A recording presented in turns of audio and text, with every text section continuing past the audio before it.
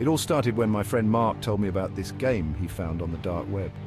Mark was always into weird and creepy stuff, but this time he seemed genuinely excited and, well, nervous about his discovery. He showed me the website, a simple black page with a single video link titled "Enter the Game."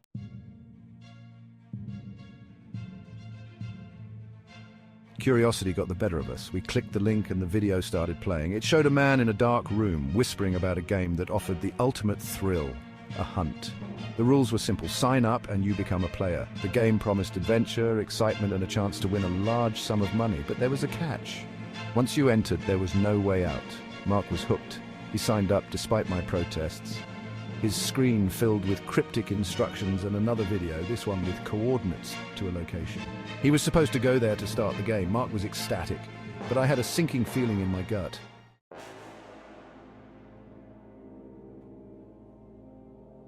A few days later, Mark went to the location and never came back. His phone was off, and his family hadn't heard from him. I decided to investigate. I returned to the website, hoping to find some answers. A new video link had appeared titled "Watch the Hunt." I hesitated, but clicked.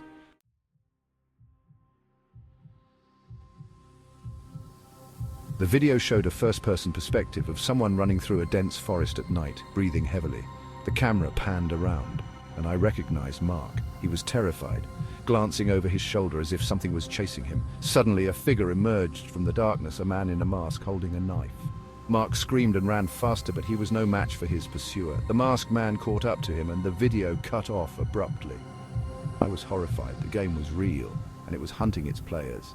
I tried to contact the authorities, but they dismissed me, saying it was probably a hoax.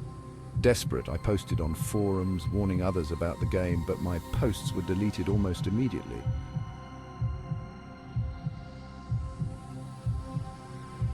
One night, while hiding in an abandoned cabin deep in the woods, I heard the unmistakable sound of footsteps crunching on the dry leaves outside. I held my breath, peering through a crack in the wall. A tall figure, shrouded in darkness, approached the cabin with a slow, deliberate stride. My heart pounded in my chest as I realized it was the same masked man from the video. Desperation gave me strength. I knew I had to act. Quietly, I crept out the back door, praying it wouldn't creak. I sprinted into the forest, the adrenaline pumping through my veins. But the masked man was relentless, his footsteps echoing behind me, closer and closer.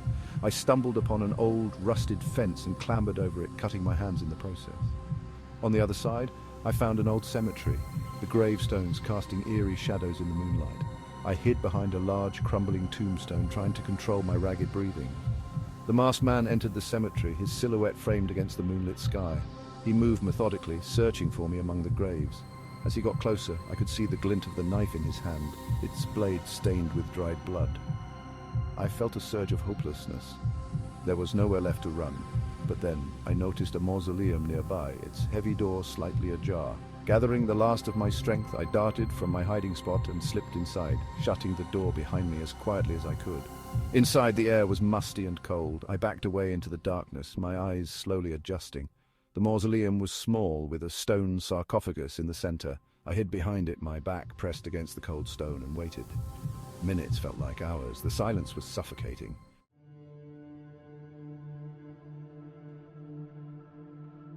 Then the door creaked open and the masked man stepped inside. His heavy breathing filled the room as he scanned the interior. I knew this was it, the climax of the hunt. He took a step closer, and I realized I had one last chance. I grabbed a loose piece of stone from the ground and, with all my might, hurled it at his head. The stone struck him and he staggered back, dropping the knife. I lunged for the weapon, grabbing it and turning it on him. The struggle was fierce. His strength was overwhelming, but fear fueled my desperation. Finally, with a primal scream, I drove the knife into his side. He let out a guttural cry and collapsed to the ground. I didn't wait to see if he was dead. I ran out of the mausoleum, through the cemetery and back into the forest.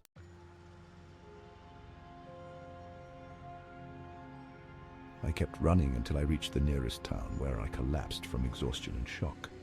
The authorities found the masked man's body the next day, but they never found out who he was or who was behind the game. The website disappeared, leaving no trace. Mark was never found.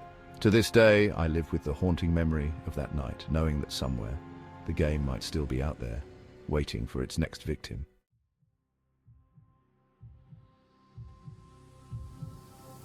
If you ever come across a mysterious link promising thrill and adventure, remember my story and stay away, because once you enter the game, there's no way out.